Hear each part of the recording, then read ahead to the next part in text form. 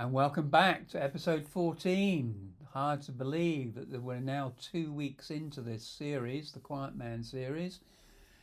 And this chapter is all about motivation. What do you think the greatest motivator in life is? By the end of this chapter, you will have an indication. It's also subtitled Steps and Breath.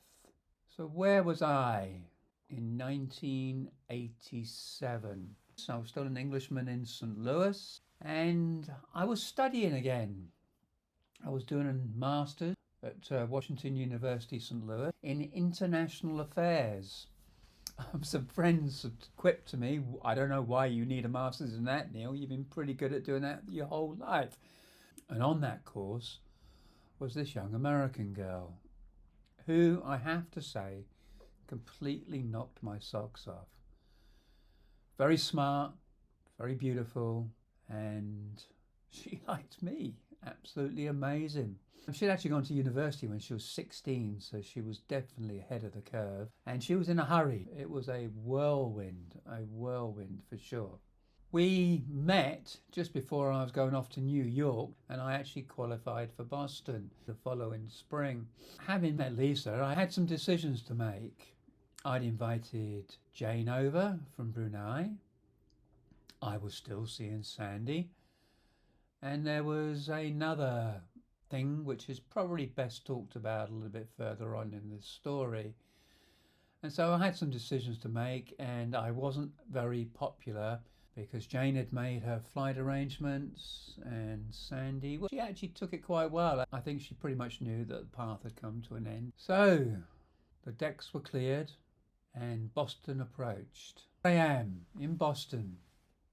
6,000 other people. We're all scantily clad. It's 6 o'clock on a freezing morning, and suddenly we're moving.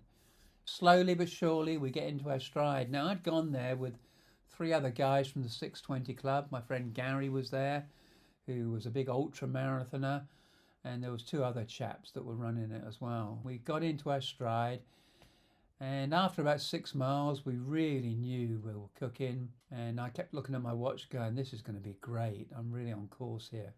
I'd failed to acknowledge, though, that I had bronchitis. And that will come up a little bit later. About the halfway mark, we're about a mile away from it, and we could suddenly hear this sound, like a roaring sound.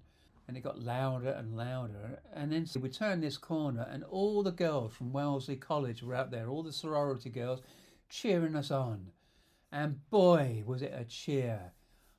And it's back to that encouragement. It's amazing what encouragement will do. It lifted us, and the next mile and 2 just went like the wind. The energy that we got from the crowd was brilliant.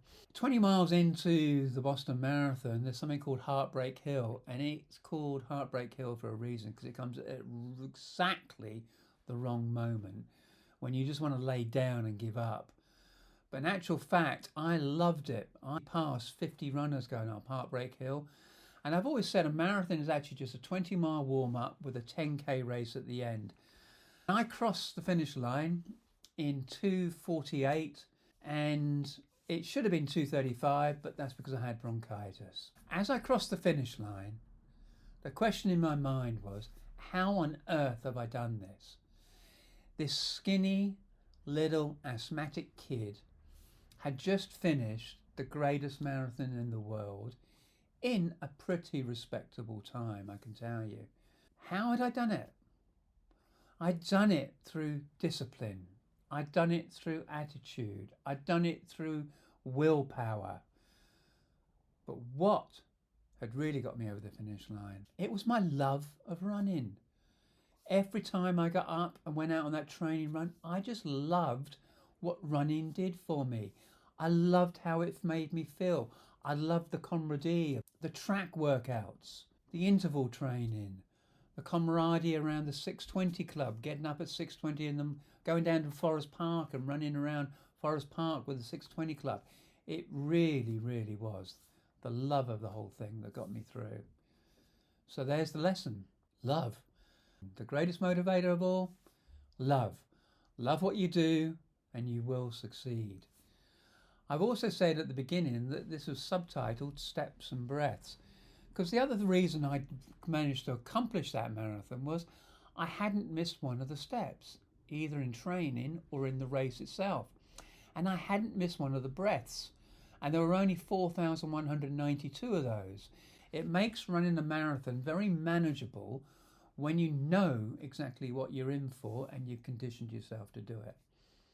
I still say anybody, if they put their minds to it, can do a marathon. One step at a time, one breath at a time, daily discipline. Back from Boston, and the Masters for Lisa was coming to an end, and she had a choice to make, and she chose to move to Los Angeles. I flew out there with her to have a look around. Steve Graham, if you remember, I'd interviewed with him in Chicago. He was now the area manager in Los Angeles. And I asked him, "Do you have any positions here for me, Steve?" And he said, "For you, Neil, definitely." He created a position for me so I could move to California. But that's the story for chapter 15. If you've liked this, please give it a thumbs up, comment on it, share it with your friends. Stay tuned. There's still another 40 lessons to come. And if you want to accelerate through it, buy the book. I'm not going to stop you doing that. Thank you very much.